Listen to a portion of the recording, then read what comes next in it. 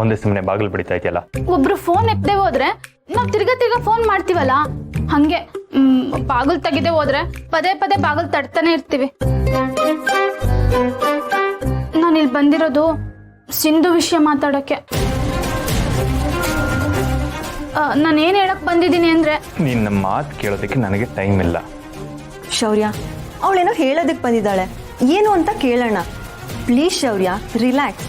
Let's hear what she says.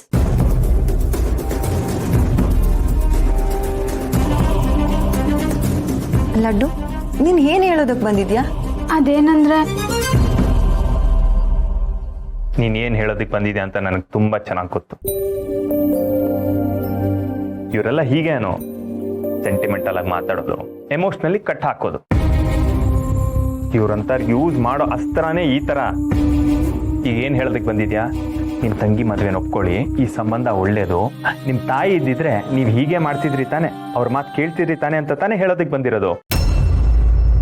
ಬೇಕಿದ್ರೆ ಕಾಲ್ಗೂ ಬಿದ್ದು ಕೇಳ್ಕೊಳ್ತಾರೆ. ನೋಡು ನೋಡು, ನಾನ್ ತಾಳಿ ಕಟ್ಟಿಸ್ಕೊಳ್ದೆ ನನ್ನ ಮಗಳನ್ನ ಹೆತ್ತದಕ್ಕೆ ನನ್ನ ಮಗಳು ಈಗ ಶಿಕ್ಷೆ ಅನುಭವಿಸ್ತಿದ್ದಾಳೆ. ದಯವಿಟ್ಟು ಒಂದು ಸಹಾಯ ಮಾಡ್ತೀರಾ? ಏನ್ ಹೇಳಿ? ನನ್ನ ಮಗಳು ಕುತ್ತಿಗೆ ತಾಳಿ ಕಟ್ಬಿಡಿ.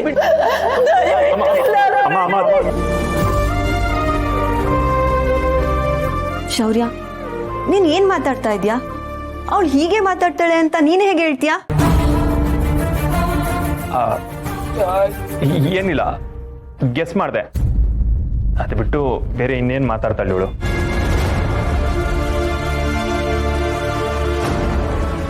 ನಾನಿನ್ನೂ ಏನು ಹೇಳೇ ಇಲ್ಲ. ನಿಮ್ ಪಾಡಿಗೆ ನೀವೇ ಎಲ್ಲ ಮಾತಾಡ್ತಿದ್ದೀರಾ. ಅದೆಷ್ಟು ಮಾತಾಡ್ತೀರಪ್ಪ ನೀವು, ಬಬ್ಬಾ. ನೋಡು, ನನಗೆ ದಯವಿಟ್ಟು ಇರಿಟೇಟ್ ಮಾಡಬೇಡ. ಈ ವಿಷಯದಲ್ಲಿ ಮಾತಾಡೋಂಥದ್ದು ಏನೂ ಇಲ್ಲ. ಯಾರು ಏನೇ ಹೇಳಿದ್ರು ನಾನು ಈ ಮದುವೆನ ಒಪ್ಕೊಳ್ಳೋ ಅಂತ ಚಾನ್ಸೇ ಇಲ್ಲ. ಅನು, ಎಲ್ಲ ಟೈಮು ಇವಳನ್ನೇ ವಹಿಸ್ಕೊಂಡು ಮಾತಾಡೋದಕ್ಕೆ ಬರಬೇಡ. ಇರಿಟೇಟ್ ಮಾಡ್ತಾಳೆ. I can't handle Arun. ನನಗೆ ಇವಳು ಕಂಡ್ರೇನೆ ಇಷ್ಟ ಇಲ್ಲ. ಇವಳು ಮಾತಾಡಿದ್ರೆ ತಲೆ ಎಲ್ಲ ಸಿಡಿದೋಗುತ್ತೆ.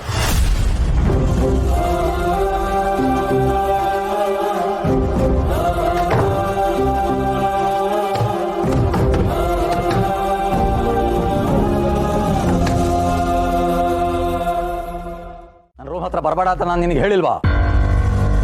ಅಪ್ಪ, ಅದು ಎಷ್ಟು ಸಲ ಹೇಳ್ಬೇಕು ನಿನಗೆ?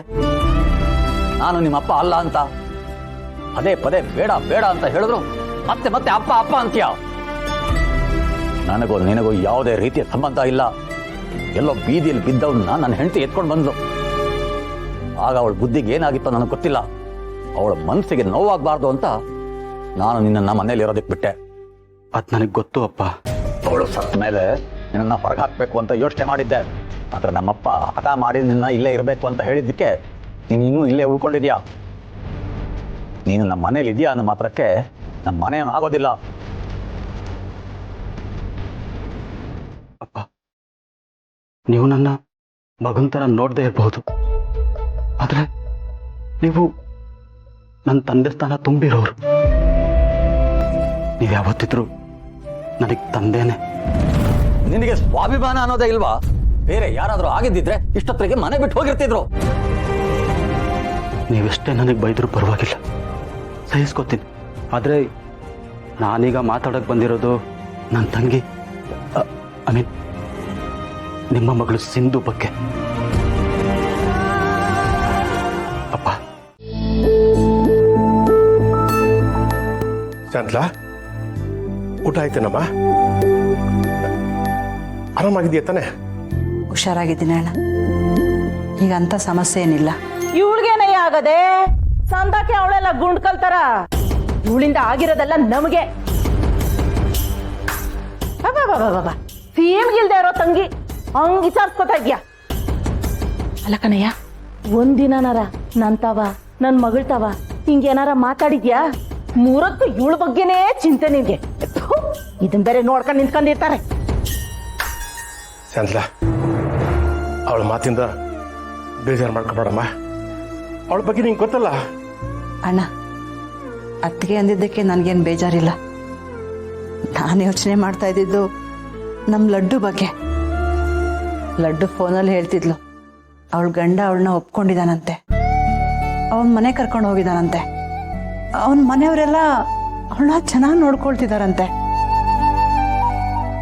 ಲಡ್ಡುನು ಚೆನ್ನಾಗಿದ್ದಾಳೆ ಅಂತೆ ಅಣ್ಣ. ನಾನು ಖುಷಿಯಾಗಿದ್ದೀನಿ ಅಂತ ಹೇಳಿದ್ಲು. ಹಾಗಾದ್ರೆ ಇದು ಖುಷಿ ಪಡೋ ವಿಚಾರ ಅಲ್ವೇನಮ್ಮ? ಮತ್ತೆ ಯಾಕೆ ಬೇಜಾರು ಮಾಡ್ಕೊಂತೀಯ? ಇಲ್ಲ ಅಣ್ಣ, ಲಡ್ಡು ಮಾತಲ್ಲಿ ಚೆನ್ನಾಗಿದ್ದೀನಿ ಅಂತ ಹೇಳಿದ್ರು ಯಾಕೋ ಸರಿ ಇಲ್ಲ ಅಂತ ಅನ್ನಿಸ್ತಾ ಇದೆ. ನನ್ನಿಂದ ಯಾವುದೋ ವಿಷಯ ಮುಚ್ಚಿಡ್ತಿದ್ದಾಳೆ ಅಂತ ಅನ್ನಿಸ್ತು. ಅದ್ರ ಜೊತೆಗೆ ಅವ್ರ ಮನೆಯವರೆಲ್ಲ ಹೊಂದ್ಕೊಂಡಿದಾರೋ ಇಲ್ವೋ ಅನ್ನೋದು ಗೊತ್ತಾಗ್ತಿಲ್ಲ. ಏಯ್, ನಮ್ ಲಡ್ಡು ಚಿನ್ನದಂತ ಹುಡುಗಿ, ಅವಳು ಎಲ್ಲೇ ಇದ್ರು ಯಾರ ಜೊತೆ ಇದ್ರು ಹೊಂದ್ಕೊಂಡು ಹೋಗ್ತಾಳೆ. ತನ್ನ ಮಾತಲ್ಲೇ ಎಲ್ರು ಮರಳು ಮಾಡ್ತಾಳೆ, ನಗಿಸ್ತಾಳೆ. ಅವಳು ಇದ್ದ ಕಡೆ ಸಂತೋಷ ನೆಮ್ಮದಿ ಇದ್ದೇ ಇರುತ್ತಮ್ಮ. ನೀನ್ ಏನು ಯೋಚನೆ ಮಾಡ್ಬೇಡ. ನಮ್ ಲಡ್ಡು ಕಾಲಿಟ್ ಕಡೆ ಏನೇ ಸಮಸ್ಯೆ ಇದ್ರು ಸಲೀಸಾಗಿ ಬಗೆಹರಿದು ಹೋಗುತ್ತೆ. ಮನೆಯವ್ರೆಲ್ರು ಒಟ್ಟಿಗೆ ಖುಷಿ ಖುಷಿಯಾಗಿರ್ತಾರೆ. ನೀನು ಹೇಳೋದ್ರಲ್ಲಿ ಎರಡು ಮಾತಿಲ್ಲ ಅಣ್ಣ. ನನ್ನ ಮಗಳು ಅಪರಂಜಿ, ಅವಳು ಒಳ್ಳೆ ಗುಣದಿಂದ ಎಲ್ಲರ ಮನಸ್ಸನ್ನು ಗೆಲ್ತಾಳೆ, ಅದರಲ್ಲಿ ಯಾವ ಸಂದೇಹನೂ ಇಲ್ಲ.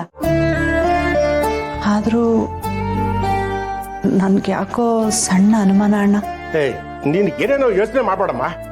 ಇನ್ನು ಆರೋಗ್ಯದ ಕಡೆ ಗಮನ ಕೊಡು. ಆ ಕೊಟ್ಟಿರೋ ಟ್ಯಾಬ್ಲೆಟ್ಸ್ ಎಲ್ಲ ತಗೋ ಅದನ್ನ.